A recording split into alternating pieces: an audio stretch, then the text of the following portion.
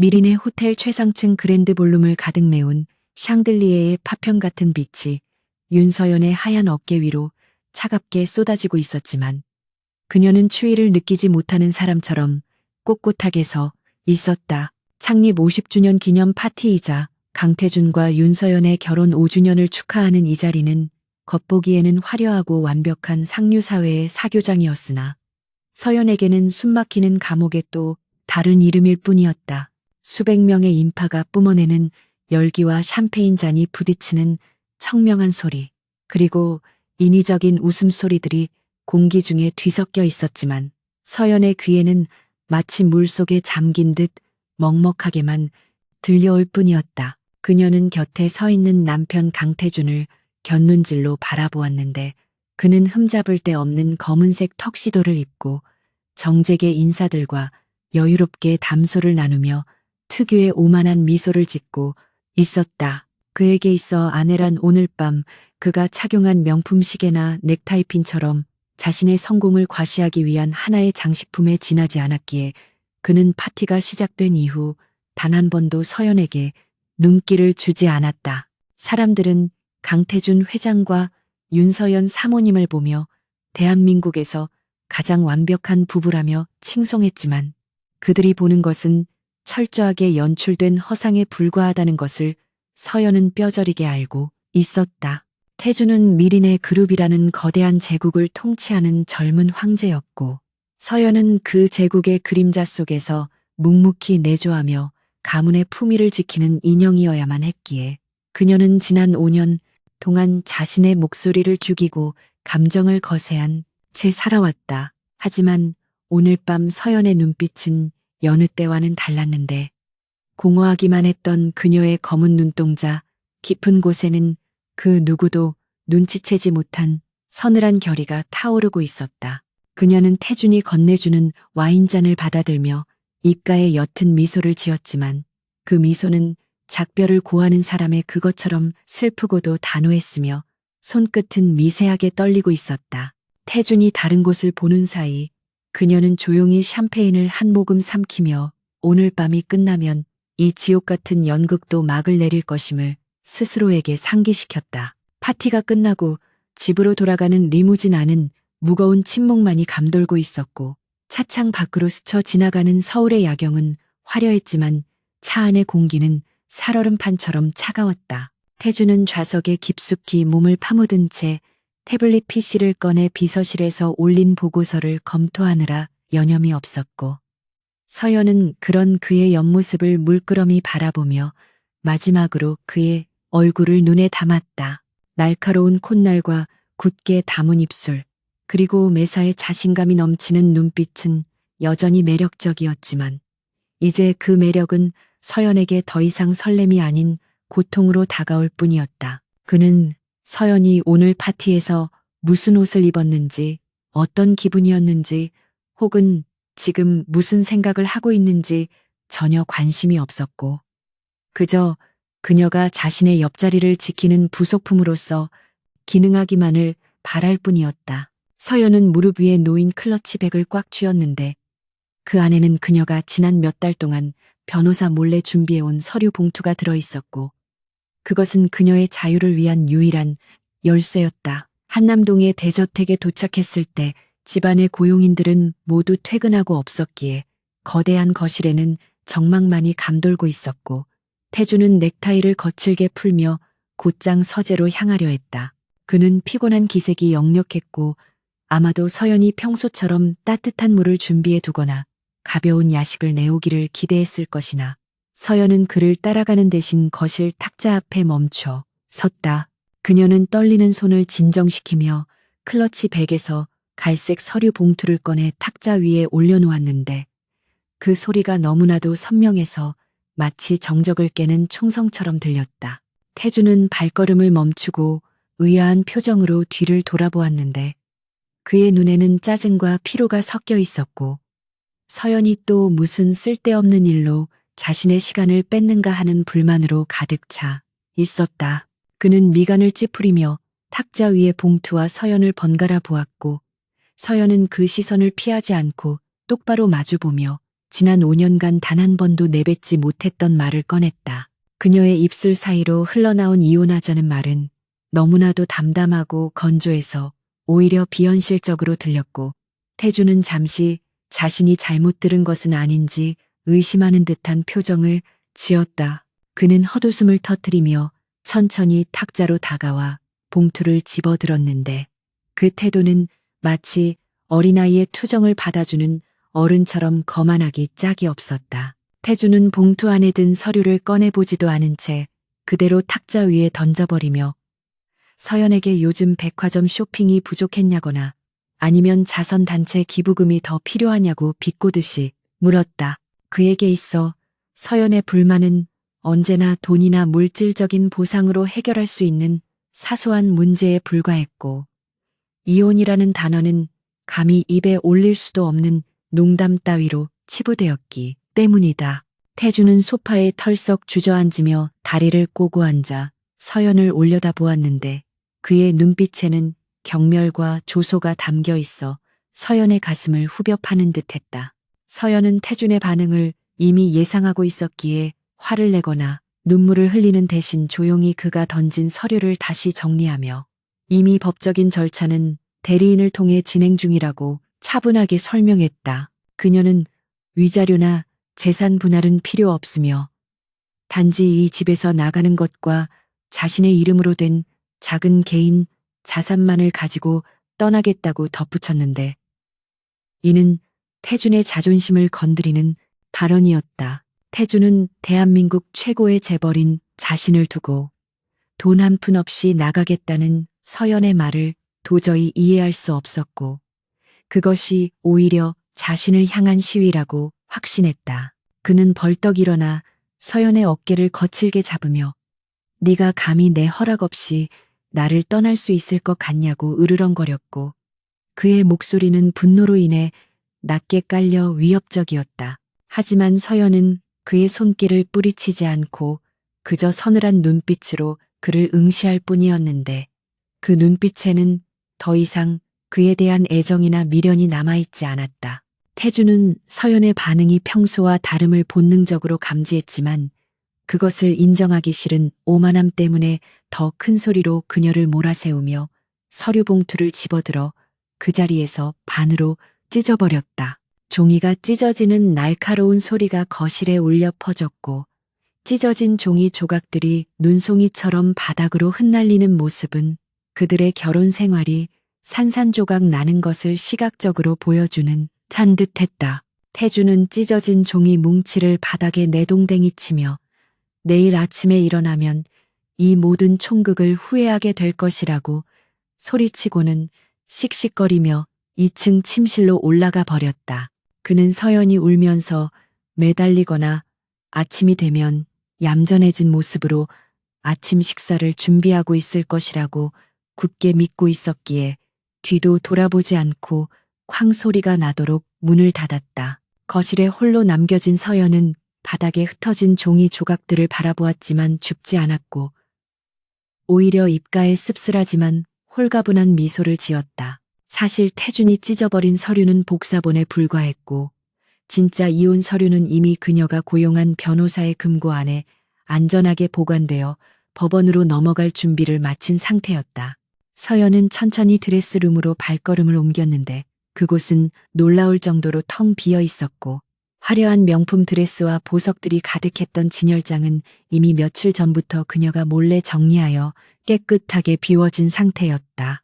그녀는 미리 준비해둔 작은 여행 가방 하나만을 들고 나왔는데, 그 안에는 갈아입을 옷 몇 벌과 소중한 추억이 담긴 낡은 사진첩, 그리고 신분증과 통장이 든 파우치만이 들어있을 뿐이었다. 그녀가 태준과 결혼하면서 가져왔던 것은 이토록 소박한 것들이었고, 5년이라는 시간 동안 쌓인 화려한 껍데기들은 모두 이곳에 두고 가기로 마음먹었기에 그녀의 발걸음은 깃털처럼 가벼웠다. 서연은 화장대 위에 놓인 결혼 반지를 잠시 바라보다가 미련 없이 반지를 빼서 태준이 선물했던 목걸이 옆에 가지런히 놓아두었다. 현관문을 나서기 전 서연은 뒤를 돌아 2층 침실 쪽을 올려다 보았는데, 굳게 닫힌 문 너머로 태준은 아마도 샤워를 하고 있거나 깊은 잠에 들 준비를 하고 있을 것이었다. 그는 꿈에도 상상하지 못할 것이다. 내일 아침 그가 눈을 떴을 때 자신을 맞이하는 것은 따뜻한 커피 향과 정갈한 아침 식사가 아니라 텅 빈 옷장과 냉기만이 감도는 빈집이라는 사실을 말이다. 서연은 깊은 숨을 들이마시며 차가운 밤 공기를 폐부 깊숙이 채워 넣었고 현관문을 열고 밖으로 나가는 순간 비로소 자신이 살아있음을 느낄 수 있었다. 정원에는 그녀가 미리 불러둔 택시 한 대가 어둠 속에 조용히 대기하고 있었고 기사는 그녀가 나오는 것을 보고 묵묵히 트렁크에 가방을 실어주었다. 서연이 택시에 올라타자 차는 부드럽게 미끄러지듯 저택을 빠져나갔고 멀어져가는 대저택은 마치 거대한 괴물의 입처럼 어둠 속에서 그녀를 삼키려다 실패한 모습으로 남겨졌다. 택시가 한남동 언덕을 내려가 시내로 접어들자 서연은 창문을 조금 열어 바람을 맞으며 헝클어진 머리카락을 정리했고 거울 속에 비친 자신의 얼굴은 화장이 조금 번져 있었지만 그 어느 때보다 생기 있어 보였다. 그녀는 휴대폰을 꺼내 유심칩을 분리하여 창밖으로 던져버렸고 미리 준비해둔 대포폰을 켜서 저장된 단 하나의 번호로 짧은 메시지를 전송했다. 그것은 그녀의 탈출을 돕기로 한 유일한 조력자에게 보내는 신호였으며 이제부터 시작될 긴 싸움의 서막을 알리는 봉화와도 같았다. 도시는 여전히 잠들지 않고 화려한 불빛을 뿜어내고 있었지만 서연은 더 이상 그 불빛에 현혹되지 않을 것이며 자신만의 길을 찾아 어둠 속으로 기꺼이 걸어 들어갈 준비가 되어 있었다. 그녀가 사라진 그날 밤 대한민국 재계 서열 1위인 미린의 그룹 회장의 집에서는 가장 고요하고도 치명적인 폭풍이 잉태되고 있었다. 다음 날 아침 강태준이 눈을 떴을 때 그를 가장 먼저 반긴 것은 숙취로 인한 지끈거리는 두통과 창문 틈으로 새어 들어오는 날카로운 햇살이었다. 그는 습관적으로 옆자리를 더듬으며 물을 찾았으나 손끝에 닿는 것은 차갑게 식어버린 시트의 감촉뿐이었고 늘 머리맡에 놓여있던 레몬을 띄운 얼음물은 어디에도 보이지 않았다. 태주는 미간을 찌푸리며 몸을 일으켰는데 침실안은 기이할 정도로 고요했고 공기 중에는 미세한 먼지들이 부유하고 있을 뿐 사람의 온기라고는 전혀 느껴지지 않았다. 평소라면 이 시간쯤 욕실에서 들려와야 할 물소리나 드라이어 소리가 들리지 않는다는 사실에 그는 막연한 위화감을 느꼈지만 어젯밤 서연이 부렸던 투정을 떠올리며 코웃음을 쳤다. 그는 서연이 시위를 하느라 아침 일찍 일어나 다른 방으로 갔거나 정원에 나갔을 것이라고 단순하게 생각하며 침대에서 내려와 욕실로 향했다. 거울 속에 비친 자신의 얼굴은 푸석해 보였고 그는 칫솔을 입에 문 채 욕실 문을 열어두고 서연의 이름을 불렀지만 돌아오는 것은 메아리 없는 침묵뿐이었다. 샤워를 마치고 나온 태주는 드레스룸으로 들어가며 늘 그렇듯 서연이 골라놓은 셔츠와 넥타이를 기대했으나 그를 기다리고 있는 것은 굳게 닫힌 옷장 문과 텅 빈 아일랜드 서랍장이었다. 그는 짜증 섞인 손길로 옷장 문을 열어젖혔는데 그 순간 눈앞에 펼쳐진 광경에 숨이 턱 막히는 듯한 충격을 받았다. 서연의 옷으로 가득 차 있어야 할 공간은 마치 처음부터 아무것도 없었던 것처럼 텅 비어 있었고 옷걸이들만이 앙상한 뼈대처럼 남겨진 채 덜그럭거리는 소리를 내고 있었다. 태주는 믿을 수 없다는 표정으로 서랍들을 하나씩 열어보았지만 보석함도 스카프도 심지어 속옷까지도 모두 사라져 있었고 오직 먼지 한 톨 없는 바닥만이 그를 조롱하듯 반짝이고 있었다. 그는 뒷걸음질 치다 화장대 모서리에 부딪혔는데 그곳에는 어젯밤 서연이 두고 간 결혼 반지와 목걸이가 가지런히 놓여 있었고 그 옆에는 그가 찢어버린 이혼 서류 조각들이 치워지지 않은 채 그대로 흩어져 있었다. 그것은 단순한 가출이 아니라 그녀가 자신의 인생에서 흔적도 없이 증발해 버렸다는 명백한 증거였으나 태주는 여전히 그 사실을 온전히 받아들이지 못하고 있었다. 태주는 끓어오르는 분노를 억누르며 1층으로 내려갔는데 주방과 거실을 오가며 분주하게 움직여야 할 가사 도우미들이 한 구석에 모여 불안한 표정으로 수군거리고 있는 모습이 눈에 들어왔다. 그들은 태준이 나타나자마자 화들짝 놀라며 고개를 숙였고, 태준은 식탁 위에 아침 식사가 차려지지 않은 것을 보고는 참았던 화를 터뜨리며 집사가 어디 있냐고 고함을 질렀다. 나이 지긋한 김 집사가 떨리는 목소리로 다가와 사모님께서 어젯밤 모든 고용인에게 특별 휴가를 주시고 내보내셨으며 오늘 아침에 돌아와 보니 사모님의 짐이 모두 사라져 있었다고 보고했다.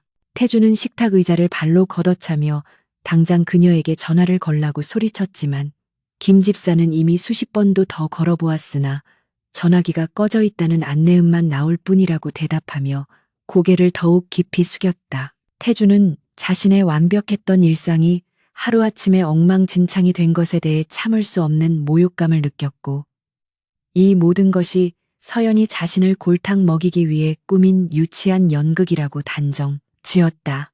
회사로 출근하는 차 안에서도 태준의 기분은 나아지지 않았는데, 운전기사가 평소와 다른 경로로 차를 모는 바람에 출근 시간이 10분이나 지체되었기 때문이었다. 사실 서연은 매일 아침 교통 상황을 체크하여 기사에게 최적의 경로를 미리 알려주곤 했었으나 태주는 그것이 서연의 내조 덕분이라는 사실을 전혀 알지 못했다. 비서실장으로부터 보고를 받는 시간에도 문제는 계속되었는데 태준이 오늘 오후에 예정된 중요 미팅에 상대방이 좋아하는 와인 리스트가 준비되지 않았음을 지적하자 비서실장은 당황하며 그건 항상 사모님께서 직접 챙기시던 부분이라 자신이 미처 파악하지 못했다고 변명했다.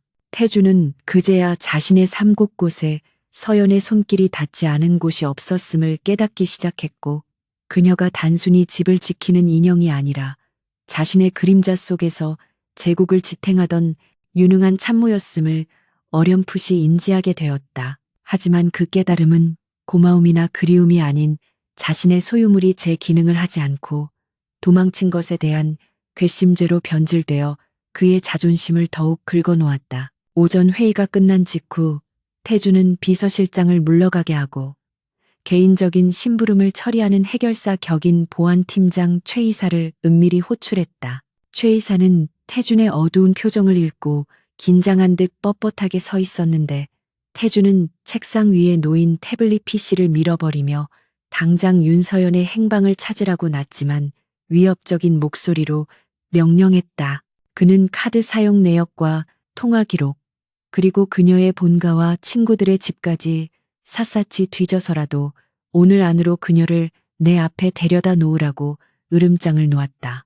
최 이사는 즉시 조사에 착수하겠다고 답하고 물러갔지만 태주는 여전히 분이 풀리지 않아 창가로 다가가 서울 시내를 내려다보며 넥타이를 거칠게 풀러 던졌다. 그는 서연이 갈 곳이라고는 뻔할 것이며 돈 한 푼 없이 나간 여자가 며칠이나 버티겠냐고 스스로를 위로했지만 가슴 한구석에서 피어오르는 불안감은 쉽게 가라앉지 않았다. 그녀가 어젯밤 보여주었던 그 차분하고 서늘한 눈빛은 그가 지난 5년간 알던 윤서연의 것이 아니었으며 마치 오랫동안 준비해 온 계획을 실행에 옮기는 혁명가의 눈빛과 닮아 있었기 때문이었다.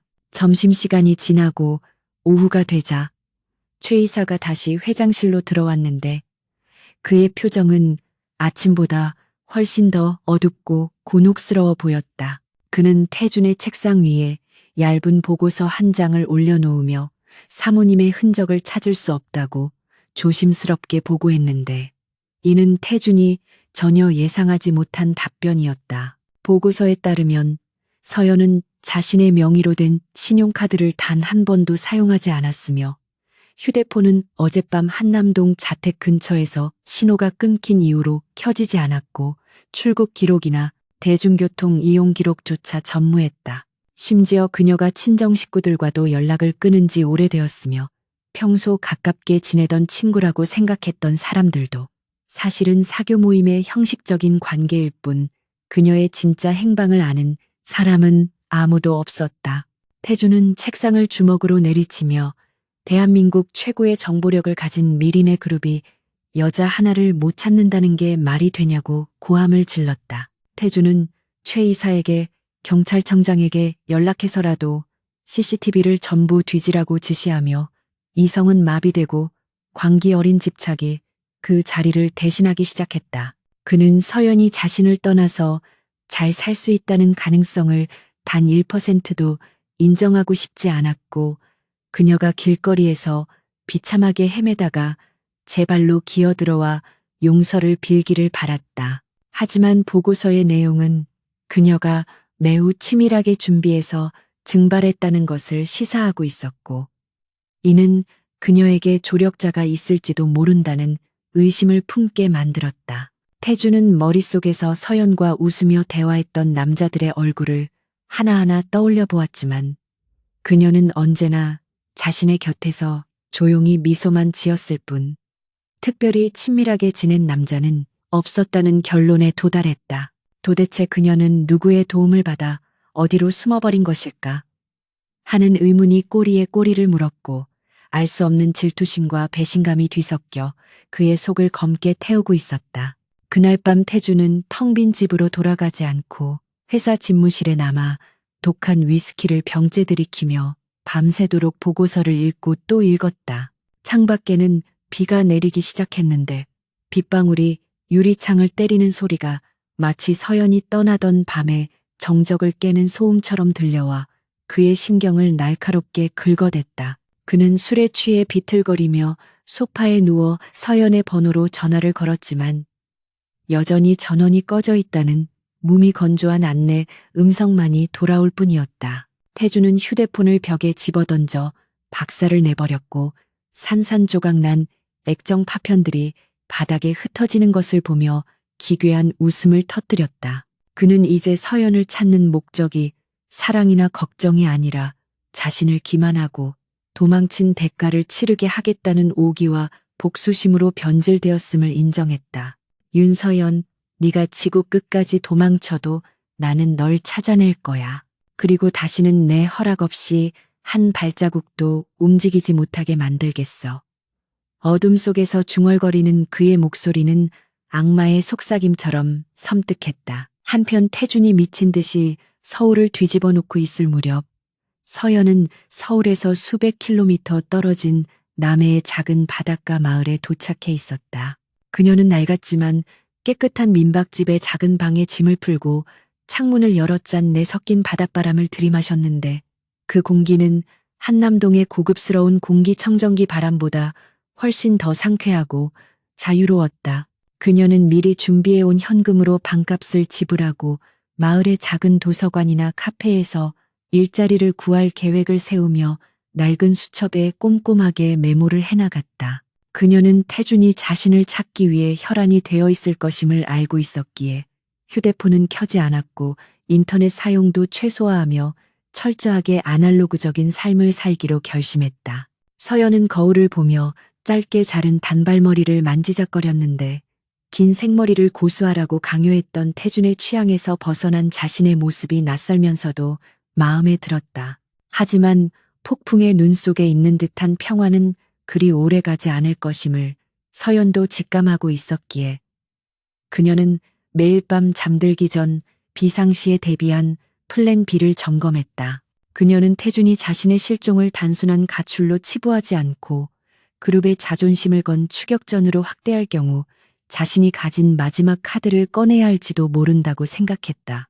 그것은 바로 그녀가 결혼 생활 동안 태준의 서재를 정리하며 우연히 발견하고 복사해둔 미린의 그룹의 이중 장부와 비자금 내역이 담긴 USB 메모리였다. 서연은 그것을 결코 사용하고 싶지 않았지만 태준이 자신을 끝까지 괴롭힌다면 그것은 그녀를 지켜줄 유일한 방패이자 태준의 심장을 겨눌 창이 될 것이었다. 바다 너머로 붉게 떠오르는 태양을 바라보며 서연은 다가올 전쟁을 예감했고 그녀의 눈빛은 더욱 깊고 단단해졌다. 태준이 그녀를 찾기 위해 세상을 뒤집는 동안 그녀는 그 세상과 맞서 싸울 준비를 조용히 마치고 있었다. 강태준이 윤서연의 소재를 파악하는 데 걸린 시간은 고작 보름이었는데 이는 대한민국 최고의 정보력을 자랑하는 미린의 그룹의 회장에게는 자존심 상할 정도로 긴 시간이었다. 서연이 숨어든 곳은 남해의 끝자락에 위치한 이름 없는 작은 항구 마을로 지도에서도 잘 보이지 않는 외진 곳이었기에 추격의 난항을 겪었던 것이다. 비서실장이 건넨 태블릿 화면 속 사진에서 서연은 화장기 없는 얼굴에 허름한 앞치마를 두르고 작은 바닷가 카페에서 커피를 나르고 있었지만 그 표정은 태준이 지난 5년간 단 한 번도 보지 못했던 평온한 미소를 머금고 있었다. 태준은 그 사진을 보는 순간 안도감보다는 알 수 없는 배신감과 질투심이 화산처럼 폭발하는 것을 느꼈는데 자신이 제공했던 최고급 펜트하우스와 다이아몬드보다 그깟 낡은 어촌, 마을의 햇살이 그녀를 더 행복하게 만들었다는 사실을 인정할 수 없었기 때문이었다. 그는 즉시 수행비서들에게 헬기를 준비시키라고 고함쳤고 그의 눈빛은 도망친 사냥감을 기필코 포획하여 자신의 우리에 다시 가두고야 말겠다는 맹수의 그것처럼 섬뜩하게 번들거리고 있었다. 한편 서연은 바닷가 마을에서의 소박한 삶에 점차 적응해가며 태어나서 처음으로 온전히 자신만을 위한 시간을 보내고 있었다. 아침 일찍 일어나 항구를 산책하고 오전에는 작은 카페에서 아르바이트를 하며 오후에는 도서관에서 책을 읽는 단순한 일상은 그녀에게 숨쉴 구멍을 만들어 주었다. 하지만 그 평화는 예고도 없이 찾아온 불청객에 의해 산산조각이 났는데 카페 사장이 곤란한 표정으로 그녀에게 해고 통보를 해온 것이 시작이었다. 사장은 이유를 묻는 서연에게 윗선에서 압력이 내려왔다는 알 수 없는 말만 되풀이하며 급여 봉투를 쥐어주었고 서연의 등 뒤로는 검은 양복을 입은 건장한 남자들이 감시하듯 서성이고 있었다. 서연은 직감적으로 그들이 태준이 보낸 사람들이라는 것을 알아차렸고 심장이 쿵 내려앉는 공포를 느꼈지만 도망치지 않고 입술을 깨물며 그들을 똑바로 응시했다. 태준은 단순히 자신을 찾으러 온 것이 아니라 자신의 숨통을 조여 굴복시키려는 잔인한 방식을 택했음을 깨달았기 때문이다. 서연이 서둘러 자신이 묵고 있는 민박집으로 돌아갔을 때 집주인 아주머니는 이미 짐을 다 싸서 마당에 내놓은 채 미안함에 어쩔 줄 몰라 하고 있었다. 아주머니는 웬 서울 회사가 이 마을 일대의 땅과 건물을 모조리 시세에 3배를 주고 사들이겠다며 당장 세입자들을 내보내라는 조건을 걸었다고 울먹이며 설명했다. 태주는 서연이 발을 디디고 서 있는 땅조차 자신의 소유로 만들어 그녀가 갈 곳을 없애버리는 방식으로 그녀를 압박하고 있었던 것이다. 서연은 마당에 덩그러니 놓인 자신의 낡은 여행 가방을 바라보며 허탈한 웃음을 지었는데 그것은 태준이 돈과 권력으로 사람의 존엄을 얼마나 쉽게 짓밟을 수 있는지를 보여주는 명백한 증거였다. 그녀는 가방을 챙겨들고 마을 어귀의 방파제로 향했는데 그곳이라면 적어도 바다를 등지고 그와 마주할 수 있을 것이라 생각했기 때문이었다. 차가운 바닷바람이 그녀의 머리카락을 거칠게 흐트러뜨렸지만 그녀의 두 발은 콘크리트 바닥에 뿌리라도 내린 듯 단단하게 고정되어 있었다. 얼마 지나지 않아 마을의 고요를 깨트리는 헬기 소리가 들려왔고 거대한 모래바람을 일으키며 검은색 헬기가 방파제 근처 공터에 착륙했다. 프로펠러가 멈추기도 전에 문이 열리고 강태준이 걸어 나왔는데 그는 말끔한 슈트 차림이었지만 넥타이는 비스듬하게 풀어져 있었고 눈동자는 붉게 충혈되어 있어 며칠간의 불면과 광기를 짐작게 했다. 그의 뒤로는 수십 명의 경호원들이 도열하여 위압적인 분위기를 조성했고 평화롭던 어촌 마을은 순식간에 누아르 영화의 한 장면처럼 긴장감으로 팽팽해졌다. 태주는 성큼성큼 걸어와 서연의 코앞에 멈춰섰고 그녀의 초라한 행색과 낡은 가방을 훑어보며 비릿한 조소를 날렸다. 그는 네가 기껏 도망쳐서 온 곳이 이런 생선 비린내 나는 시궁창이냐며 당장 차에 타라고 명령했고 그의 목소리에는 거역할 수 없는 오만함이 가득 차 있었다. 그는 서연이 겁에 질려 떨거나 잘못했다고 빌기를 기대했으나 서연은 눈 하나 깜짝하지 않고 그를 올려다보았다. 서연은 태준의 명령을 무시하고 오히려 한 발자국 앞으로 다가서며 당신이 이 마을을 샀다는 이야기를 들었다고 차분하게 말했다. 그녀는 당신의 돈으로 건물과 땅은 살 수 있을지 몰라도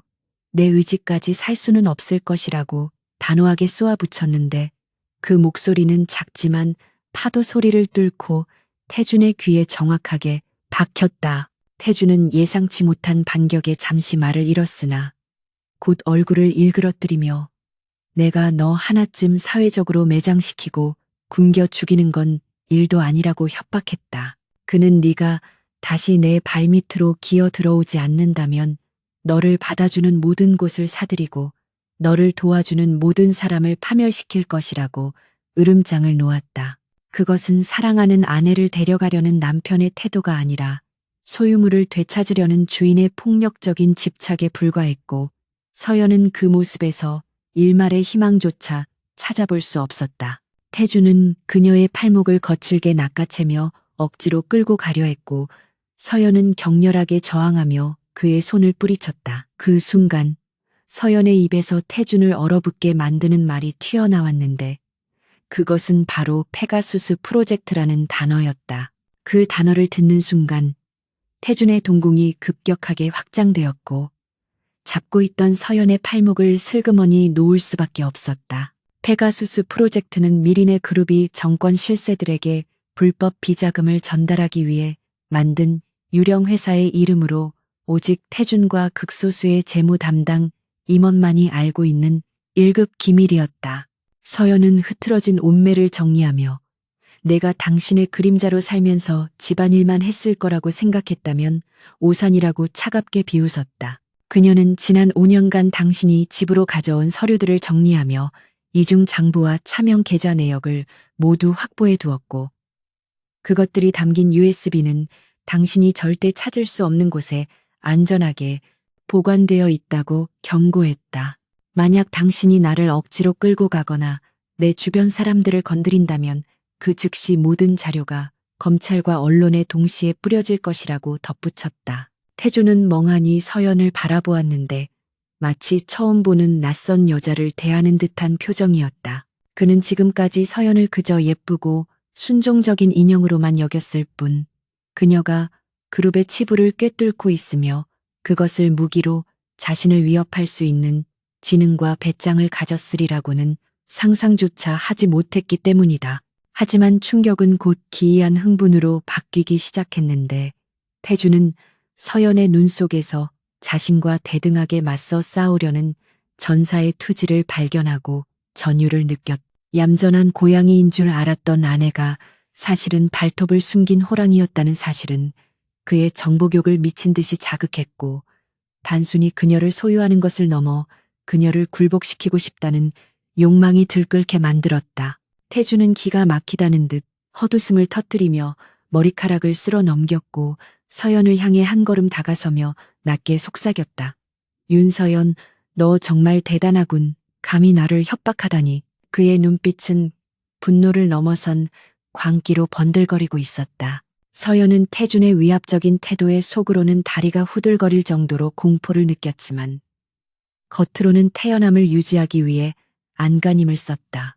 그녀는 이것은 협박이 아니라 생존을 위한 경고이며 당장 당신의 개들을 데리고 이 마을에서 떠나라고 소리쳤다. 태주는 그녀의 얼굴을 손으로 감싸 쥐려다 멈칫하고는 뒷걸음질 치며 물러섰는데 그의 입가에는 비틀린 미소가 걸려 있었다. 그는 순순히 물러나는 척하며 알겠다고 고개를 끄덕였지만 그것은 패배를 인정한 것이 아니라 새로운 게임을 시작하겠다는 선언과도 같았다. 태주는 수행비서에게 당장 철수 명령을 내리면서도 이 마을의 모든 출입로를 봉쇄하고 서연의 일거수일투족을 24시간 감시하라고 은밀하게 지시했다. 그는 헬기에 오르기 전 마지막으로 서연을 돌아보며 말했다. 오늘은 돌아가지만 명심해. 너는 결국 제 발로 내게 오게 될 거야. 내가 그렇게 만들 테니까.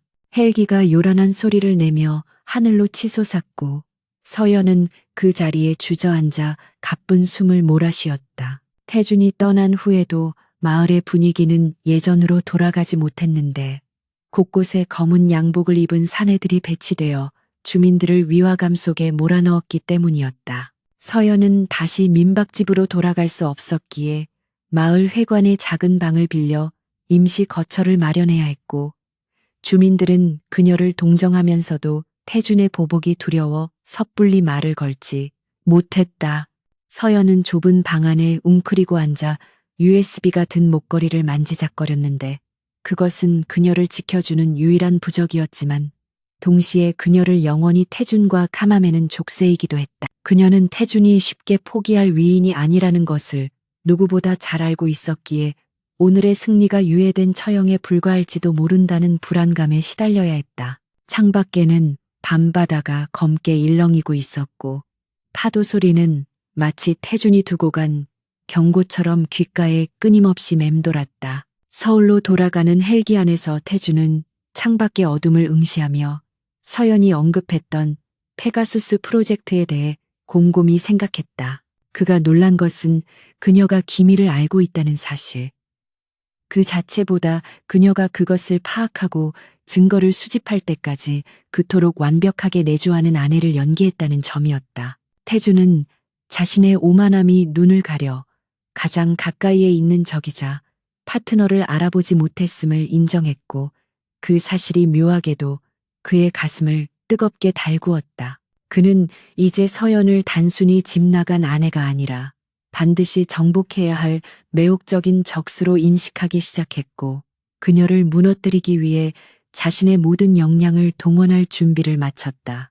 태준은 비서실장에게 전화를 걸어 내일부터 그룹 법무팀과 전략기획실을 총동원하여 서연을 압박할 수 있는 모든 법적, 경제적 수단을 강구하라고 지시했다. 그의 손에 들려있던 와인잔이 챙소리를 내며 깨졌고 붉은 와인이 그의 손을 타고 흘러내렸지만 그는 고통조차 느끼지 못하는 듯 섬뜩하게 웃고 있었다. 다음 날부터 서연에 대한 태준의 공격은 더욱 교묘하고 집요해지기 시작했다. 마을에 들어오던 생필품 공급 트럭이 이유 없이 끊기거나 서연이 잠시라도 머무르려 했던 가게들이 세무조사를 받는 등 마을 전체가 태준의 인질이 되어가고 있었다. 서연은 자신 때문에 죄 없는 마을 사람들이 고통받는 것을 지켜보며 괴로워했고 이것이 바로 태준이 노리는 바임을 뼈저리게 느꼈다. 그는 서연의 약점인 죄책감과 책임감을 자극하여 스스로 항복하고 나오기를 기다리고 있었던 것이다. 하지만 서연은 무너지지 않기 위해 이를 악물었고 마을 사람들을 돕기 위해 자신이 할 수 있는 버뜬 일을 도맡아 하며 버텼다. 그녀는 바닷가에서 그물을 손질하거나 바늘을 거들며 육체적인 노동으로 잡념을 떨쳐내려 노력했지만 밤이 되면 찾아오는 고독과 두려움은 어찌할 수 없었다. 그러던 어느 날 서연에게 한 통의 전화가 걸려왔는데 발신자는 태준이 아닌 낯선 번호였다. 전화를 건 사람은 서연의 대학 동기이자 인권 변호사로 활동하고 있는 한지우였고 그는 서연의 소식을 듣고 돕고 싶다고 말했다. 지우의 목소리는 서연에게 구명줄과도 같았지만 동시에 태준의 질투심에 기름을 붓는 위험한 불씨가 될 것임을 그녀는 미처 알지 못했다. 태준은 이미 서연의 통화를 도청하고 있었고 지우의 등장을 알게 된 순간 그의 눈빛은 다시 한번 차갑게 얼어붙었다. 그는 서연이 다른 남자에게 의지하려 한다는 사실을 참을 수 없었고 그 남자가 누구든 간에 철저하게 짓밟아 버리겠다고 다짐했다. 이제 싸움은 단순히 부부간의 갈등을 넘어 제3자가 개입된 진흙탕 싸움으로 번질 조짐을 보이고 있었고 태준의 집착은 광기를 넘어 파국으로 치닫고 있었다.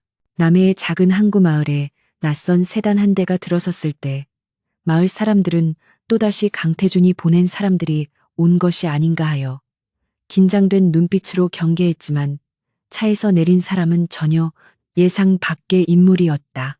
그는 윤서연의 대학 동기이자 인권 변호사로 활동 중인 한지우였는데 단정한 인상과 선한 눈매를 가진 그는 태준의 위압적인 경호원들과는 확연히 다른 분위기를 풍기고 있었다. 서연은 방파제 끝에 앉아 멍하니 바다를 바라보다가 자신을 부르는 익숙한 목소리에 뒤를 돌아보았고 지우를 보자마자 안도감과 걱정이 뒤섞인 복잡한 표정을 지을 수밖에 없었다. 지우는 서울에서 서연의 소식을 듣자마자 만사 제쳐두고 달려왔다며 그녀의 야윈 어깨를 감싸 안았는데 그 따뜻한 온기는 서연이 지난 5년간 그토록 갈망했으나 태준에게서는 결코 받을 수 없었던 종류의 것이었다. 두 사람은 마을 어귀의 허름한 횟집으로 자리를 옮겼고 지우는 서연의 손을 잡으며 자신이 법적으로 그녀를 보호할 수 있는 모든 방법을 동원하겠다고 약속했다. 하지만 이 재회는 두 사람만의 비밀이 될 수 없었는데 마을 곳곳에 숨겨진 태준의 감시 카메라와 심어둔 첩자들이 그들의 일거수일투족을 실시간으로 서울로 전송하고 있었기 때문이었다. 서울의 집무실에 앉아 대형 모니터를 통해 이 장면을 지켜보고 있던 강태준의 얼굴은 차갑게 굳어지다 못해 기괴하게 일그러지기 시작했다. 그는 서연이 자신 앞에서는 보여주지 않았던 편안한 미소를 다른 남자에게 보여주고 있다는 사실에 참을 수 없는 모욕감과 살의를 느꼈고 손에 쥐고 있던 만년필을 두 동강 내버렸다. 태준에게 있어 서연은 자신의 소유물이었고 그녀의 감정이나 웃음조차도 오직 자신에게만 허락되어야 하는 것이었기에 지우의 존재는 명백한 도발이자 침범으로 받아들여졌다. 그는 비서실장에게 당장 한지우라는 놈의 신상을 털고 그가 가진 모든 것을 박살내버리라고 지시했는데 그의 목소리는 지옥에서 들려오는 악귀의 저주처럼 섬뜩했다. 태준은 모니터 속의 지우를 노려보며 과거 서연과 처음 만났던 시절을 회상했는데 그때의 자신은 지금처럼 괴물이 아니었고 서연 또한 자신을 진심으로 사랑하는 눈빛으로 바라보았었다. 대학 시절 태준은 재벌 3세라는 배경보다는 자신의 능력으로 인정받고 싶어하는 열정적인 청년이었고 서연은 그런 그의 순수한 열정과 비전에 반해 그와 평생을 함께하기로 약속했었다. 하지만 그룹을 물려받고 치열한 경영권 승계 전쟁을 치르면서 태준은 점차 냉혹한 승부사로 변해갔고 서연을 지키기 위해 휘둘렀던 권력은 어느새 서연을 억압하는 흉기가 되어버렸다. 태준은 서연이 변한 것이 아니라 자신이 변했다는 사실을 어렴풋이 자각하고 있었지만 그것을 인정하는 순간 자신의 모든 것이 부정당할 것 같은 두려움 때문에 오히려 더 서연을 통제하려 들었다.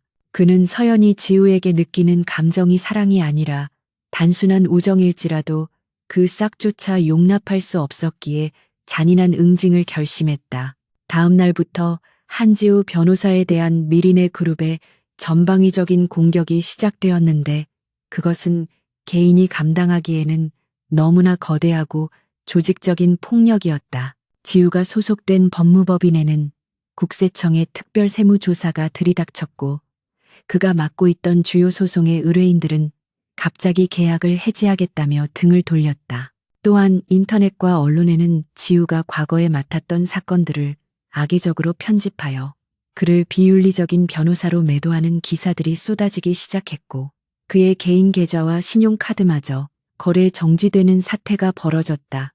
지우는 이것이 태준의 지심을 직감하고 버텨보려 했지만 자신의 가족과 동료들까지 협박을 받기 시작하자 점차 궁지에 몰리게 되었고 얼굴에는 수심이 가득 차게 되었다. 서연은 지우가 자신 때문에 겪고 있는 고초를 알게 되자 찢어지는 듯한 죄책감을 느꼈고 더 이상 무고한 사람을 희생시킬 수 없다는 생각에 절망했다. 서연은 떨리는 손으로 태준에게 전화를 걸었는데 수십 번의 신호 연결음 끝에 들려온 태준의 목소리는 소름 끼칠 정도로 차분하고 부드러웠다. 그는 마치 서연이 전화를 걸 것을 알고 있었다는 듯이 여유롭게 안부를 물으며 남해의 날씨는 어떠냐고 비꼬았는데 그 태연함이 서연을 더욱 분노하게 만들었다. 서연은 당장 지우와 그의 주변 사람들에 대한 공격을 멈추라고 소리쳤지만 태준은 웃으며 그건 네가 결정할 문제라고 대답했다. 그는 네가 얌전히 내 곁으로 돌아온다면 한지우뿐만 아니라 그 누구도 건드리지 않겠지만 만약 계속해서 반항한다면 한지우는 변호사 자격 박탈은 물론이고 사회적으로 완전히 매장될 것이라고 협박했다. 태주는 서연의 약점인 타인에 대한 배려심과 책임감을 교묘하게 이용하여 그녀를 심리적으로 압박했고 서연은 전화기를 쥔 손에 힘이 빠지는 것을 느꼈다. 그날 밤 서연은 지우를 만나 서울로 돌아가 달라고 간곡하게 부탁했는데 그녀의 눈에는 눈물이 고여 있었지만 목소리는 단호했다. 지우는 끝까지 서연을 돕겠다고 고집을 부렸지만 서연은 당신이 다치는 것을 볼 수 없다며 이것은 나와 그 사람 사이의 전쟁이니 제발 개입하지 말아 달라고 애원했다. 서연의 간절한 부탁에 지우는 결국 무력감을 느끼며 고개를 떨구었고 다음 날 아침 씁쓸한 표정으로 마을을 떠날 수밖에 없었다. 지우가 떠나는 모습을 멀리서 지켜보던 서연은 억장이 무너지는 슬픔을 느꼈지만 동시에 태준에 대한 증오심은 더욱 맹렬하게 타올랐다.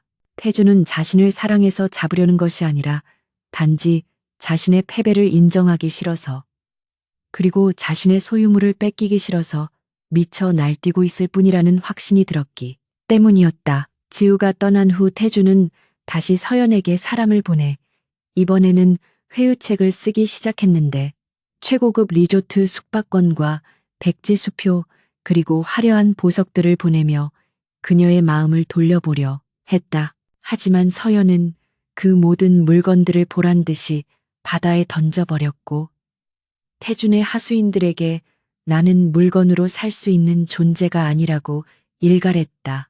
이 보고를 받은 태준은 격분하여 책상 위의 물건들을 모두 쓸어버렸고 이제는 서연을 단순히 데려오는 것이 아니라 강제로 납치해서라도 자신의 눈앞에 앉혀놔야겠다고 결심했다.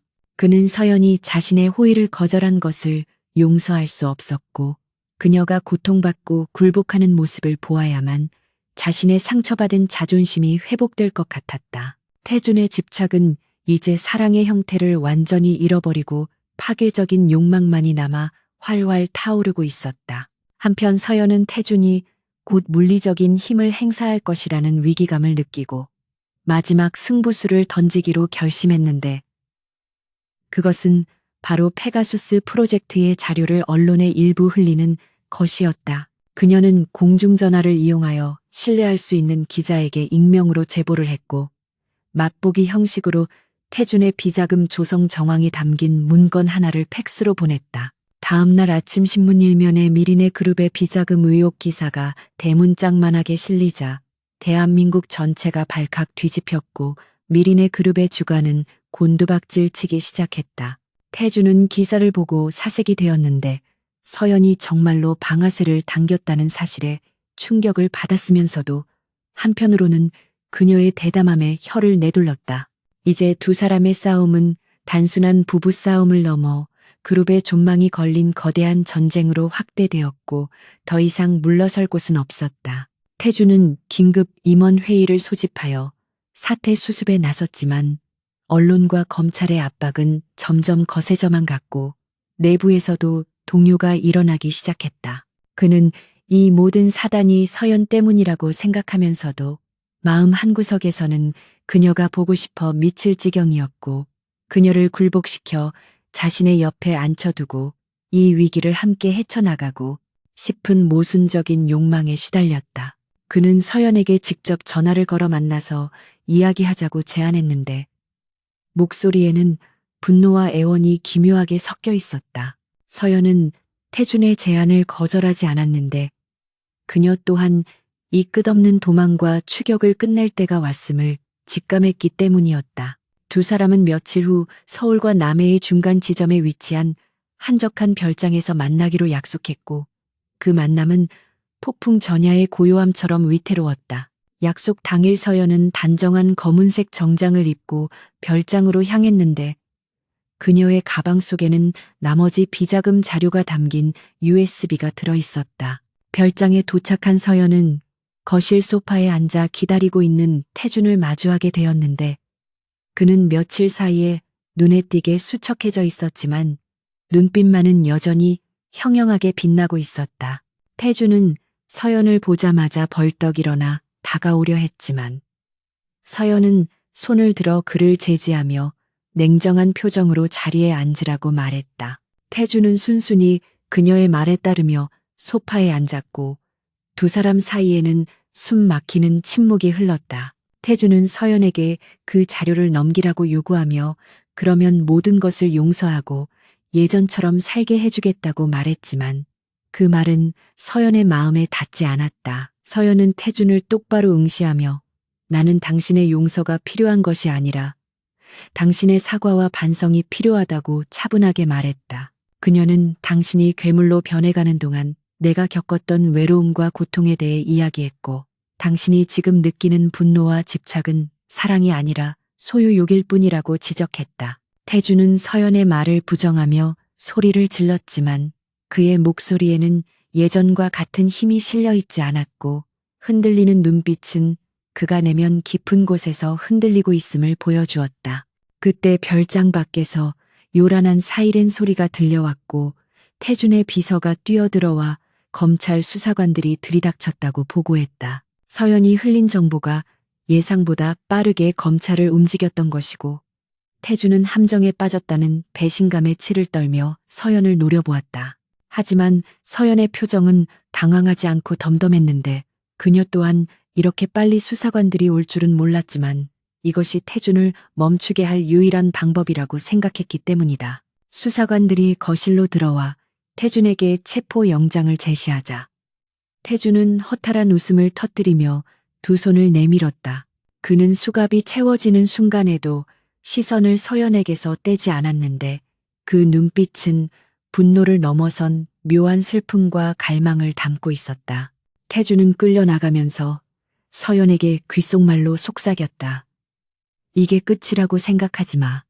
나는 반드시 돌아올 거고 그때는 너를 절대 놓아주지 않을 거야. 서연은 멀어지는 태준의 뒷모습을 바라보며 다리에 힘이 풀려 주저앉았고 참았던 눈물이 하염없이 흘러내렸다.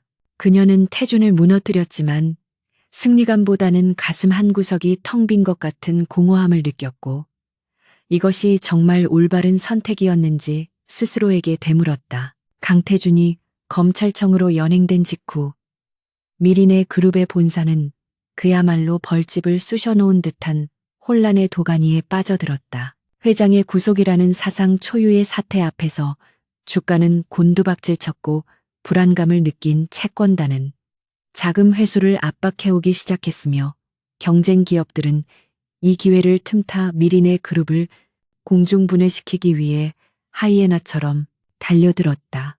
특히 만년이위였던 대형그룹은 노골적으로 미린의 주식을 매집하며 적대적 인수합병을 시도했고 내부의 임원들조차 자신들의 안위를 챙기기 위해 기밀 서류를 빼돌리거나 대형그룹 측과 접촉하는 등 배신 행위가 잇따랐다. 그룹의 컨트롤 타워가 완전히 마비된 상황에서 직원들은 공포에 떨며 일손을 놓았고 창립 이래 최대의 위기라고 불리는 먹구름이 거대한 빌딩 숲을 짓누르고 있었다. 태준이 없는 회장실은 주인 잃은 왕좌처럼 쓸쓸하게 비어 있었고 그 빈자리를 노리는 탐욕스러운 시선들만이 어둠 속에서 번뜩이고 있었다. 서연은 안전가옥에서 뉴스를 통해 미린의 그룹이 처참하게 무너져가는 모습을 지켜보고 있었는데 그녀의 마음은 착잡하기 그지없었다. 그녀가 터뜨린 페가수스 프로젝트 폭로가 태준을 멈추게 하기 위한 극약 처방이었다는 것은 사실이었지만 그녀는 결코 수만 명의 임직원들이 길거리로 나앉고 피땀 흘려 일군 기업이 남의 손에 넘어가는 것까지 바란 것은 아니었다.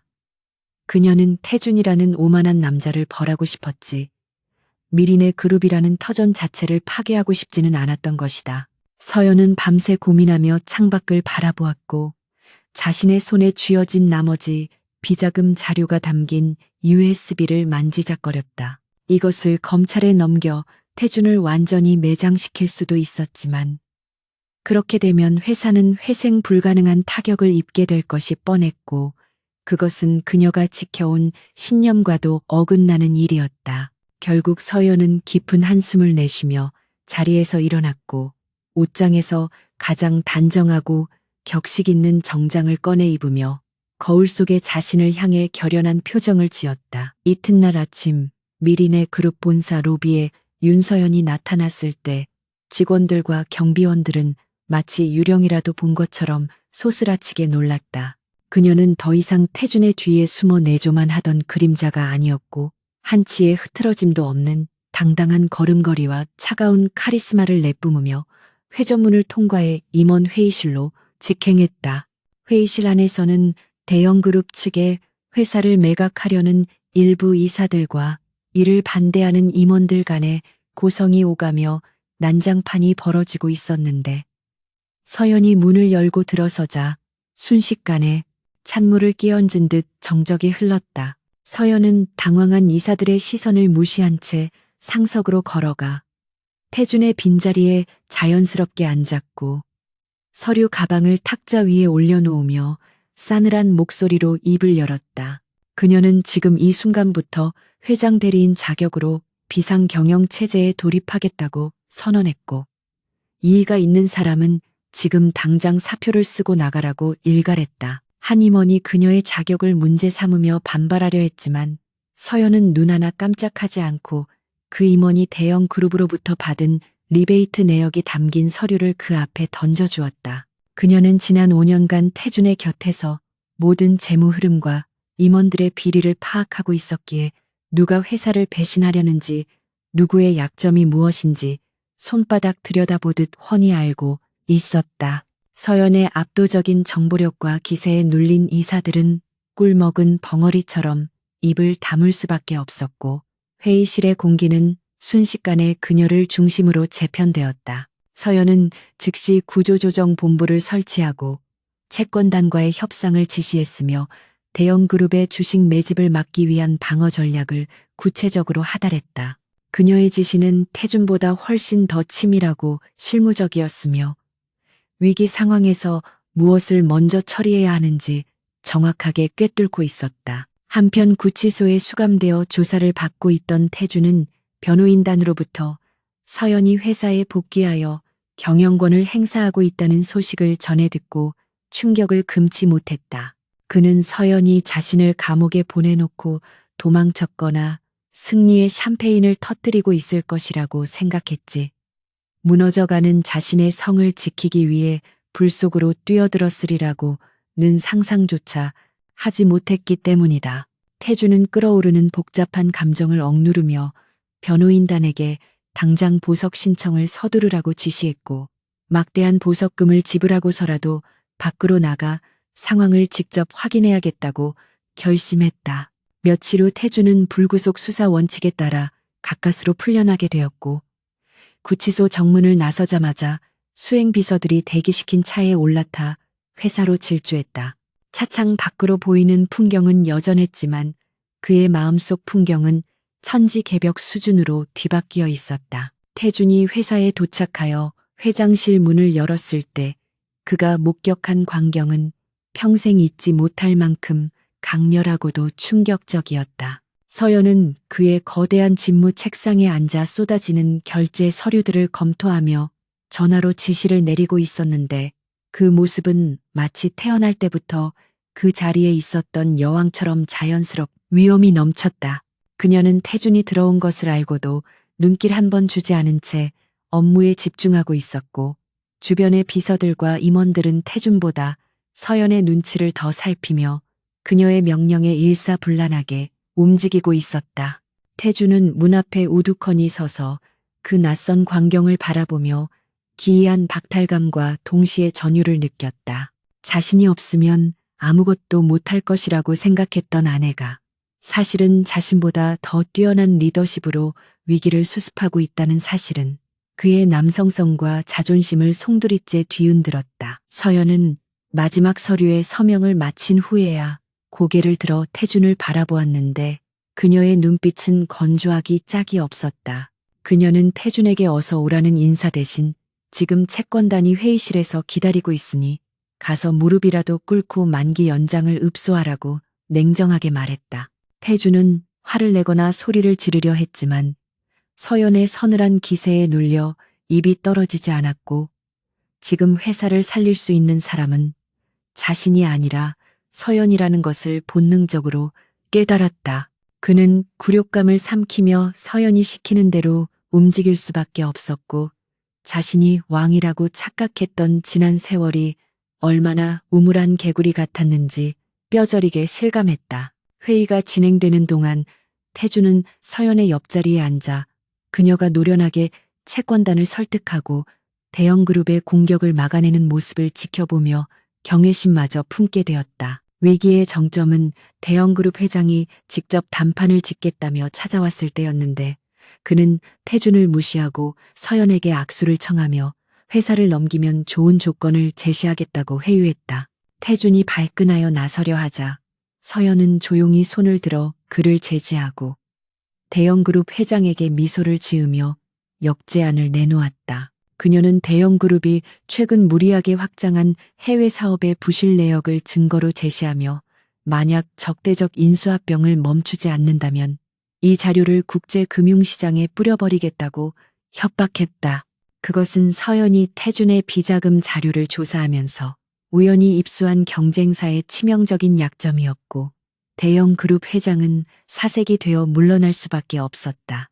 태준은 옆에서 그 광경을 지켜보며 등골이 오싹해지는 것을 느꼈는데 서연은 자신을 보호하기 위해 발톱을 숨기고 있었을 뿐 언제든 상대의 목덜미를 물어뜯을 수 있는 맹수였던 것이다. 모든 위기가 일단락되고 임원들과 직원들이 퇴근한 늦은 밤, 회장실에는 태준과 서연 두 사람만이 남게 되었다. 태준은 소파에 깊숙이 몸을 파묻은 채 창밖의 야경을 바라보고 있는 서연의 뒷모습을 보며 다가가려 했지만 발이 떨어지지 않았다. 예전 같았으면 그녀를 뒤에서 안거나 손목을 잡아 끌었겠지만 지금의 서연은 감히 손을 댈 수 없는 성역처럼 느껴졌기 때문이다.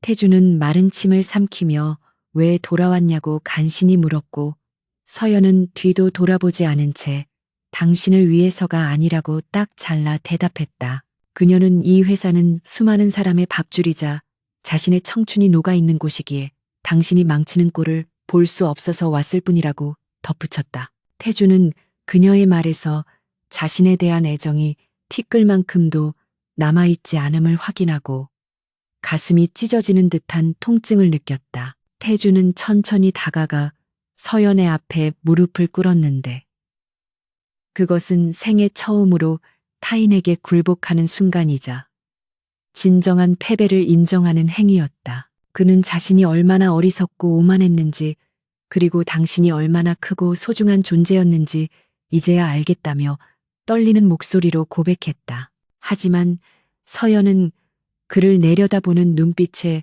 동정심조차 담지 않은 채 차갑게 웃으며 너무 늦었다고 말했다. 그녀는 지금의 위기만 넘기면 다시 떠날 것이며 그때는 당신이 무슨 짓을 해도 잡을 수 없을 것이라고 경고했다. 태주는 그녀의 발목을 잡고 매달리고 싶었지만 그녀가 내뿜는 냉기에 압도되어 손을 뻗을 수조차 없었다.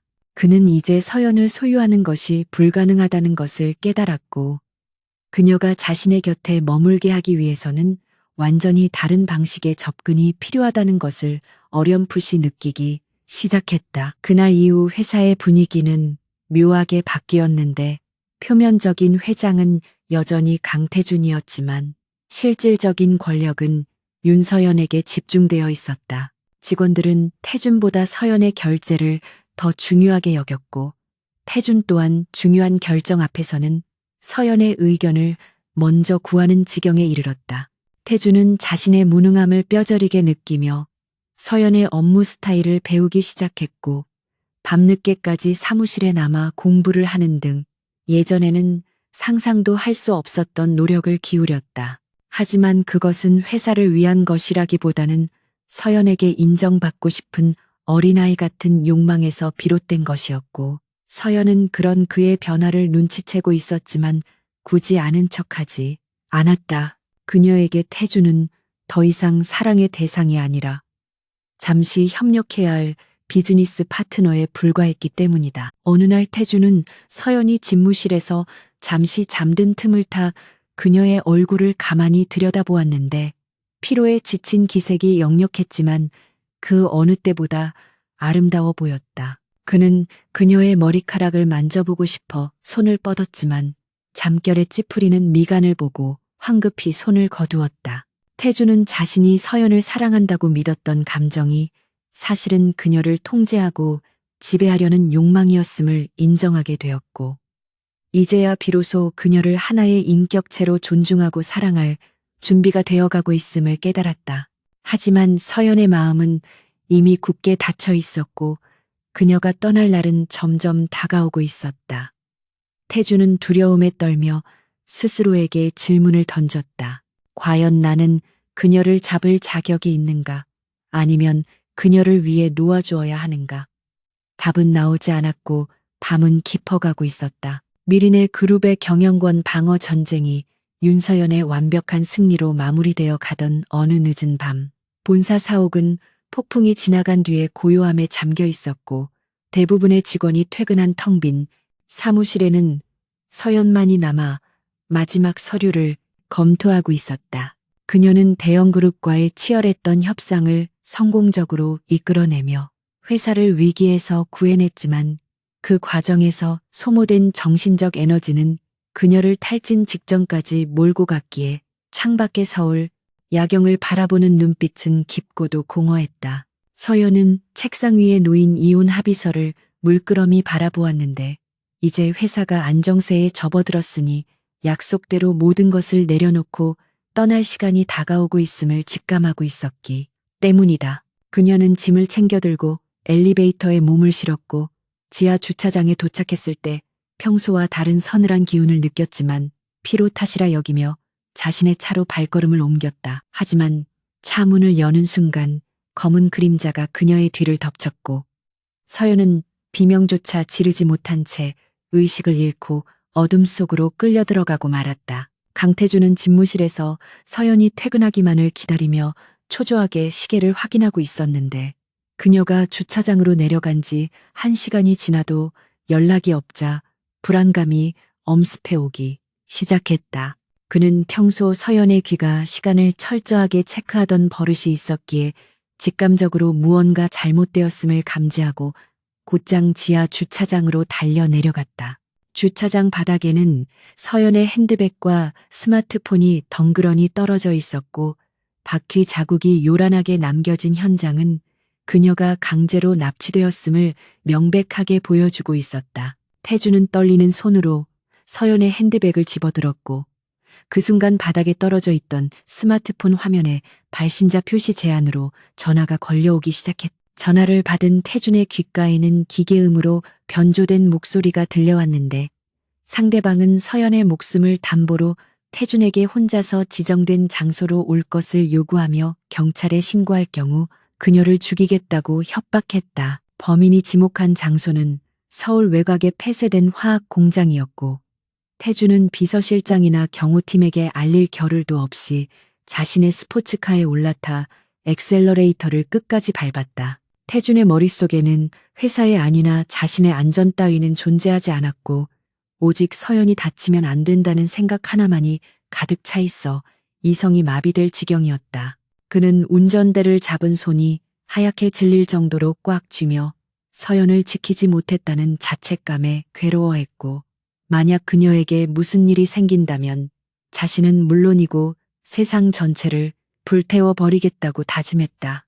빗줄기가 거세지기 시작한 도로를 질주하며 태주는 과거 자신이 서연에게 했던 모진 말들과 행동들을 떠올리며 뼈저리게 후회했고 신에게 한 번만 기회를 달라고 간절하게 기도했다. 공장에 도착한 태주는 차를 버리고 칠흑 같은 어둠 속으로 뛰어들었는데 녹슨 철문 너머로 희미한 불빛이 새어 나오는 것이 보였고 그곳이 바로 지옥의 입구임을 직감했다. 공장 내부의 널찍한 창고 중앙에는 서연이 의자에 묶인 채 입에 재갈이 물려 있었고 그녀의 주변에는 대형 그룹의 사주를 받은 것으로 추정되는 건장한 사내들이 쇠파이프를 들고 위협적으로 서 있었다. 그들의 우두머리는 대형 그룹의 이사였던 박전무였는데 그는 서연이 폭로한 비자금 자료 때문에 모든 것을 잃고 파멸한 인물로 태준과 서연 모두에게 끔찍한 원한을 품고 있었다. 박전무는 태준이 혼자 들어서는 것을 보고 비릿한 웃음을 흘리며 네가 감히 내 인생을 망치고도 무사할 줄 알았냐고 소리쳤고 서연의 머리채를 잡아 흔들며 태준을 자극했다. 서연은 태준을 보자 눈이 휘둥그레졌고 제발 도망치라는 듯 고개를 저으며 으뷿거리는 소리를 냈지만 태준은 그녀에게서 눈을 떼지 않은 채 천천히 앞으로 걸어나갔다. 태준은 박전무에게 원하는 것이 돈이라면 얼마든지 주겠다고 제안했지만 박전무는 돈 따위는 필요 없다며 너희 부부가 내 앞에서 처참하게 무너지는 꼴을 봐야겠다고 광기를 드러냈다. 태준은 서연의 뺨에 난 생채기를 보고 이성이 끊어지는 듯한 분노를 느꼈지만 섣불리 움직였다가는 서연이 위험해질 수 있다는 판단에 굴욕적으로 무릎을 꿇고 애원했다. 그는 모든 것이 자신의 잘못이니 서연은 보내주고 자신을 인질로 잡으라고 말하며 바닥에 머리를 조아렸는데 이는 천하의 강태준으로서는 상상조차 할 수 없는 모습이었다. 서연은 그런 태준을 보며 가슴이 찢어지는 듯한 고통을 느꼈고 그가 자신을 위해 자존심과 목숨까지 내던지고 있다는 사실에 눈물을 쏟아냈다. 박전무는 태준의 비굴한 모습에 쾌감을 느끼면서도 그가 서연을 끔찍하게 아낀다는 약점을 파고들어 태준을 더욱 괴롭히기로 마음먹었다. 그는 부하들에게 태준을 집단 구타하라고 지시했고 태준은 반항하지 않고 무방비 상태로 쏟아지는 주먹과 발길질을 온몸으로 받아내며 신음조차 흘리지 않으려 입술을 깨물었다. 무자비한 폭력이 이어지는 동안에도 태준의 시선은 오직 서연에게 고정되어 있었고 괜찮다는 듯 희미한 미소를 지어 보이며 그녀를 안심시키려 애썼다. 서연은 묶인 손목이 까질 정도로 몸부림치며 비명을 질렀지만 재갈 때문에 목소리는 밖으로 나오지 못했고 눈앞에서 벌어지는 참혹한 광경에 정신을 잃을 것만 같았다. 박전무는 태준이 쓰러져 피를 토하면서도 서연을 바라보는 눈빛을 거두지 않자 질투심과 분노가 폭발하여 직접 쇠파이프를 들고 서연에게 다가갔다. 그는 네가 그렇게 사랑하는 여자라면 네 눈앞에서 죽여주겠다며 서연의 머리를 향해 쇠파이프를 높이 쳐들었고 서연은 공포에 질려 눈을 질끈 감았다. 그 순간 바닥에 쓰러져 있던 태준이 마지막 남은 힘을 짜내어 스프링처럼 튀어올랐고 몸을 날려 서연을 감싸 안았다. 둔탁한 타격음이 공장 안에 울려 퍼졌고 쇠파이프는 서연 대신 태준의 등과 머리를 강타했다. 태준은 끔찍한 고통에 신음하며 서연의 어깨 위로 무너져 내렸고 붉은 선혈이 서연의 흰 블라우스 위로 뚝뚝 떨어져 내리기 시작했다. 박전무는 자신이 사람을 죽였을지도 모른다는 생각에 당황하여 뒷걸음질 쳤고 그 틈을 타 태준은 떨리는 손으로 서연의 재갈을 풀어주었다. 서연은 풀려나자마자 태준을 끌어안으며 오열했고 태준의 얼굴은 이미 피범벅이 되어 있었지만 그는 서연의 얼굴을 어루만지며 다치지 않아서 다행이라고 속삭였다. 그때 공장 밖에서 요란한 사이렌 소리가 들려왔고 미린의 그룹 보안팀과 경찰 특공대가 창문을 깨고 들이닥쳐 순식간에 박전무와 일당들을 제압했다. 현장은 아수라장이 되었지만 서연의 귀에는 아무 소리도 들리지 않았고 오직 품 안에서 꺼져가는 태준의 거친 숨소리만이 세상의 전부인 것처럼 크게 들려왔다. 구급대원들이 달려와 태준을 들것에 실었고 서연은 그의 손을 놓지 않은 채 구급차에 함께 올라탔는데 태준의 의식은 점차 희미해져 가고 있었다. 태준은 몽롱한 의식 속에서도 서연의 손을 꽉 잡고 놓지 않으려 했고 산소 마스크 너머로 무언가 말하려는 듯 입술을 달싹였다. 서연이 귀를 가까이 대자 태준은 아주 작지만 명확한 목소리로 미안해. 사랑하는 법을 몰라서 너를 너무 아프게 했어라고 고백했다. 그것은 지난 5년간의 오만과 독선에 대한 진심 어린 참회였고 죽음의 문턱에서야 비로소 깨달은 사랑의 본질에 대한 고해성사였다. 서연은 눈물로 범벅이 된 얼굴로 고개를 저으며 죽지 말라고 소리쳤고 태준의 눈가에서도 한 줄기 눈물이 흘러내려 핏물과 섞였다. 신박동 모니터의 경고음이 불규칙하게 울려 퍼지는 가운데 구급차는 빗속을 뚫고 병원을 향해 미친 듯이 질주했다. 병원 응급실 앞 복도에서 서연은 수술실에 불이 꺼지기만을 기다리며 피 묻은 옷을 입은 채 망부석처럼 앉아 있었다.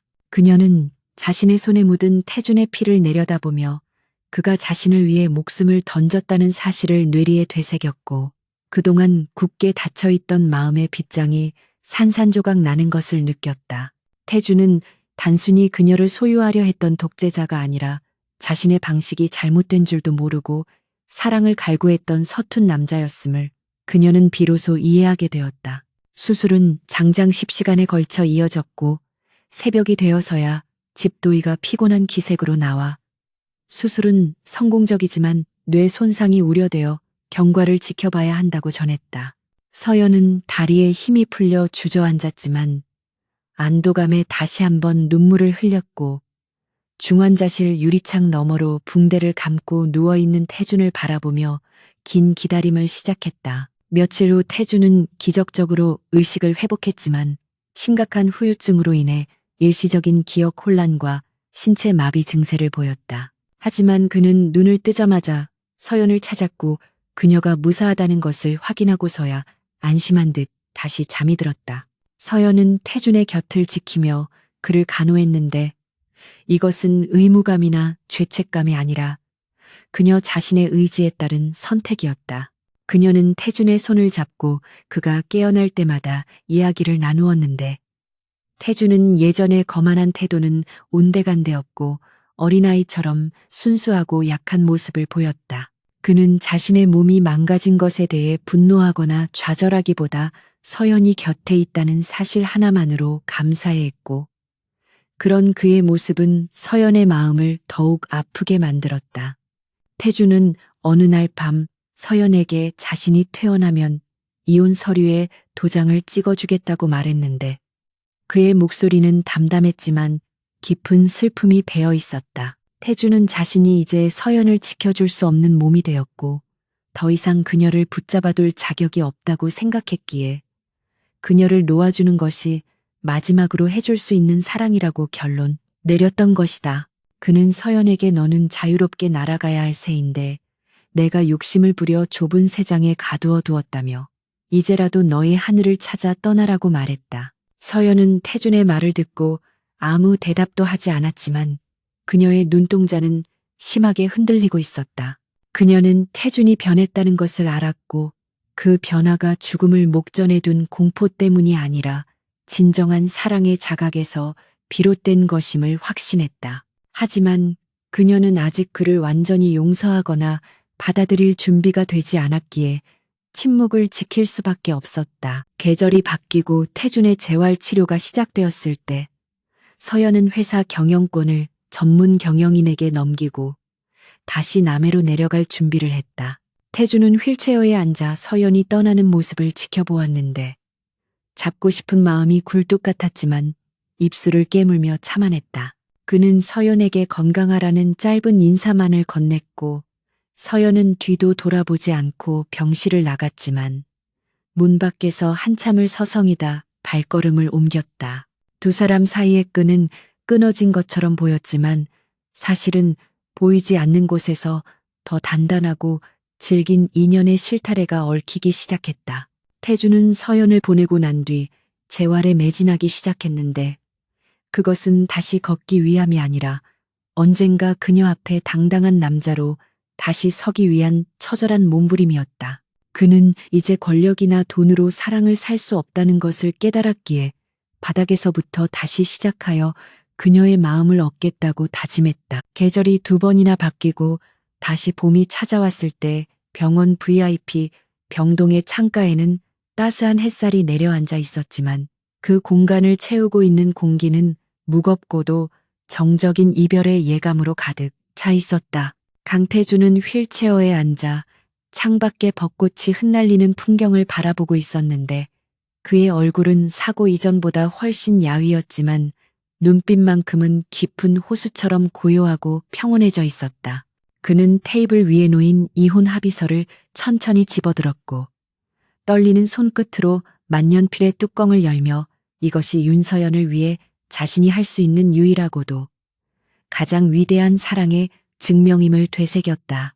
과거의 그였다면 이 종이 쪼가리 하나가 자신의 소유권을 박탈한다는 사실에 분노하여 갈기갈기 찢어버렸겠지만 죽음의 문턱을 넘어오며 그는 소유가 사랑이 아님을 그리고 진정한 사랑은 상대방의 행복을 위해 자신의 욕망을 내려놓는 것임을 뼈저리게 깨달았다. 서연은 병실 문가에 서서 그런 태준의 뒷모습을 지켜보고 있었는데 그녀의 마음속에서도 지난 5년간의 애증과 원망이 봄눈 녹듯 사라지고 묘한 슬픔과 고마움이 교차하고 있었다. 태준은 서류의 서명란에 자신의 이름을 정자체로 또박또박 적어 내려갔는데 펜촉이 종이를 긁는 사각거리는 소리가 유난히 크게 들려와 두 사람의 심장을 두드리는 듯했다.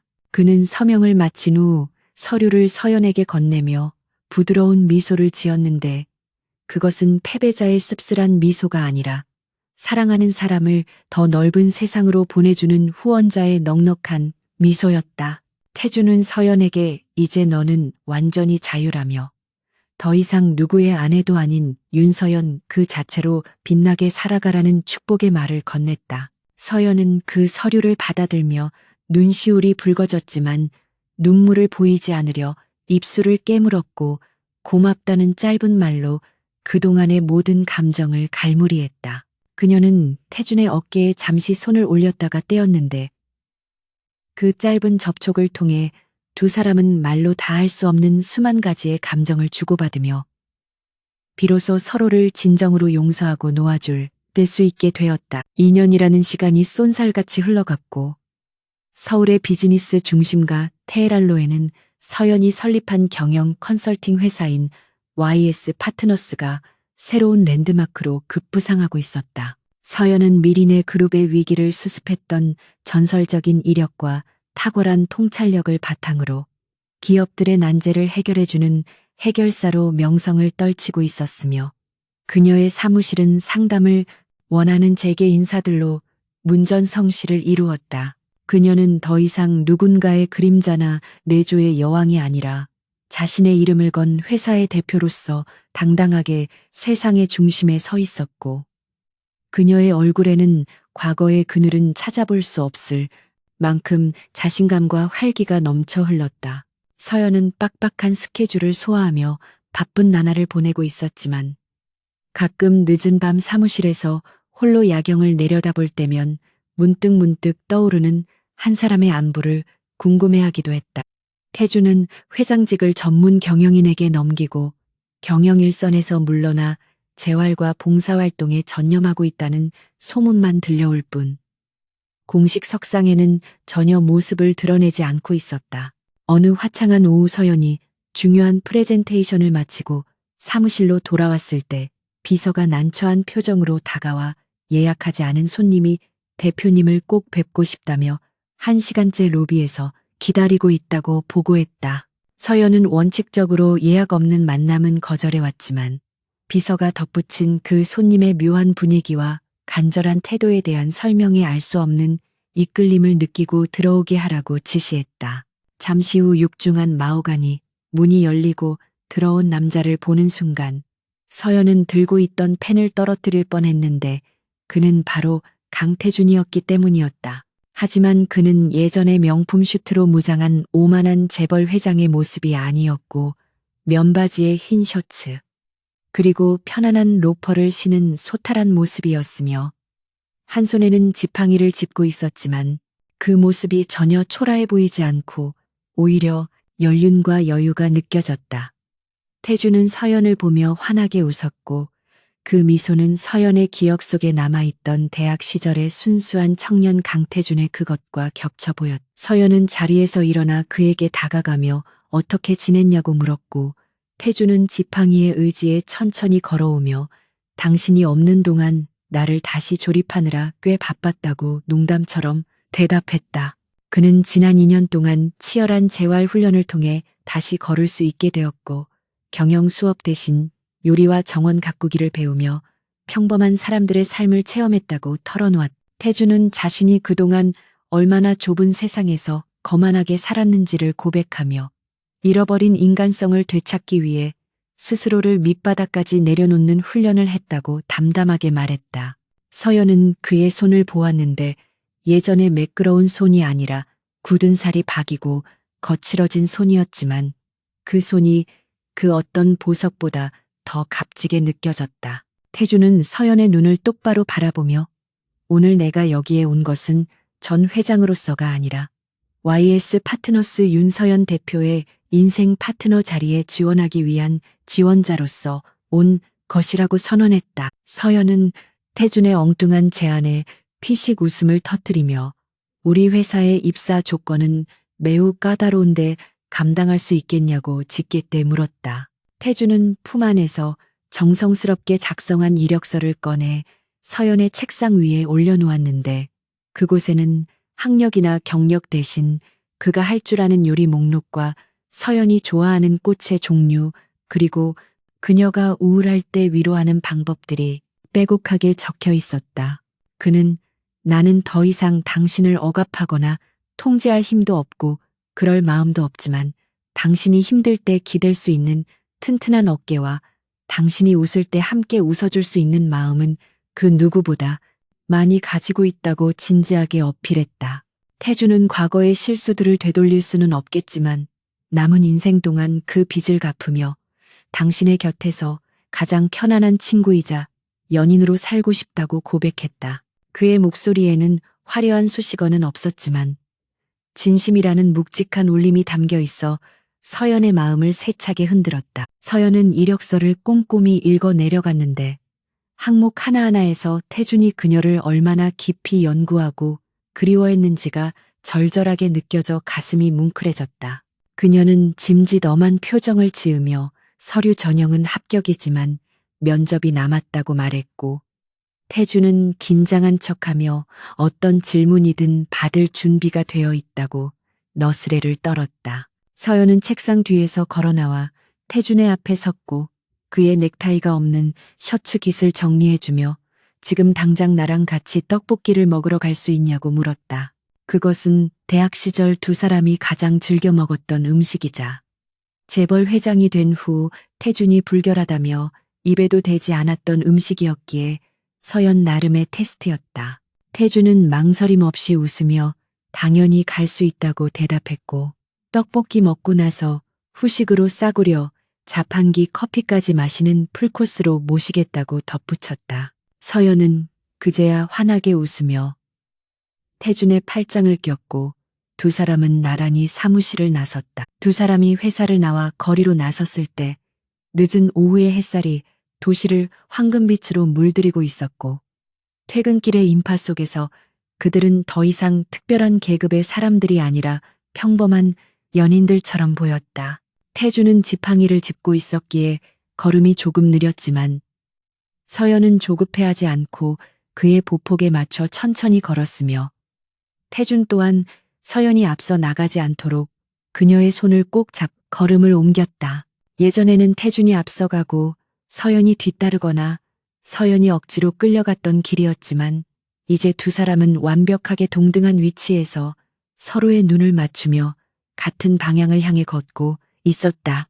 태준은 길가에 핀 작은 들꽃을 보며 서연에게 이름을 물어보기도 하고 지나가는 아이들의 웃음소리에 함께 미소 짓기도 했는데 그 모습은 그가 잃어버렸던 삶의 소소한 행복들을 되찾았음을 보여주었다. 서연은 그런 태준을 바라보며 자신이 사랑했던 남자가 괴물의 껍질을 벗고 비로소 진짜 사람이 되었음을 확인하고 깊은 안도감을 느꼈다. 분식집 구석자리에 마주 앉아 떡볶이를 먹으며 두 사람은 지난 2년 동안 나누지 못했던 수많은 이야기를 쏟아냈다.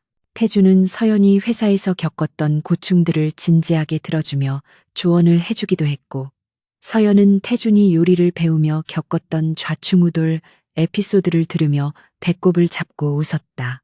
그들의 대화에는 더 이상 긴장감이나 눈치 싸움은 존재하지 않았고 오직 서로에 대한 이해와 존중 그리고 되찾은 사랑의 따스함만이 감돌고 있었다.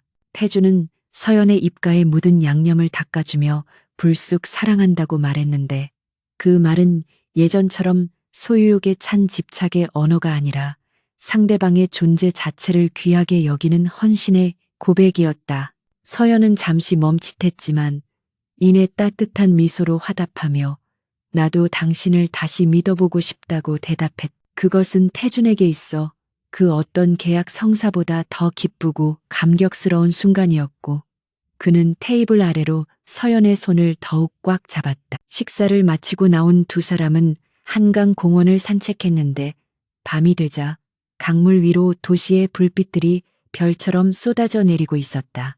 태주는 벤치에 앉아 서연의 어깨를 감싸 안으며 먼 훗날 우리가 늙어서도 이렇게 손잡고 산책할 수 있었으면 좋겠다고 소망을 내비쳤다.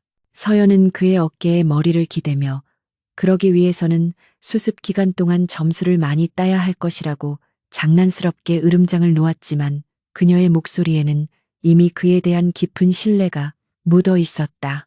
강바람이 시원하게 불어와 두 사람의 머리카락을 헝클어뜨렸지만 그들은 개의치 않고 서로의 체온을 느끼며 그 순간의 평화를 만끽했다.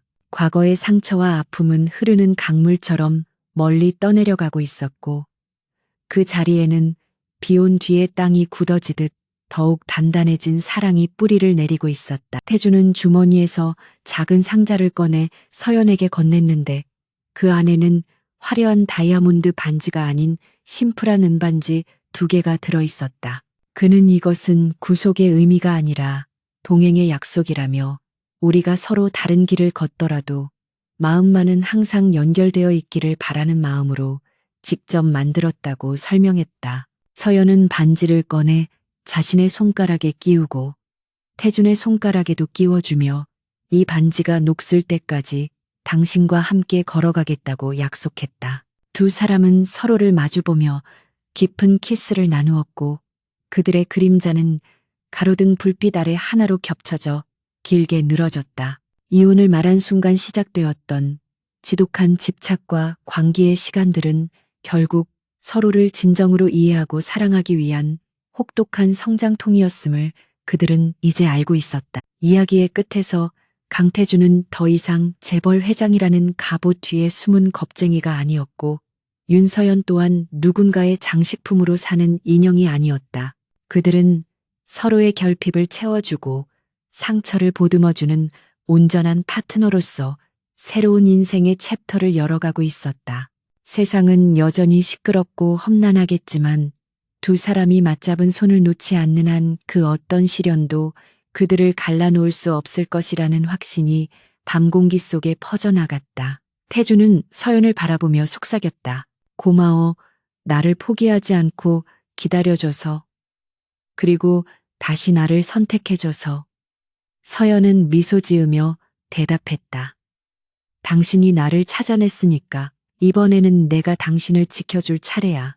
밤하늘의 별들이 두 사람의 새로운 시작을 축복하듯 반짝였고 그들의 뒷모습은 어둠 속으로 사라지는 것이 아니라 빛을 향해 걸어가는 것처럼 보였다. 그것은 완벽한 해피엔딩이 아니라 더 단단하고 성숙한 사랑의 시작을 알리는 아름다운 서막이었다.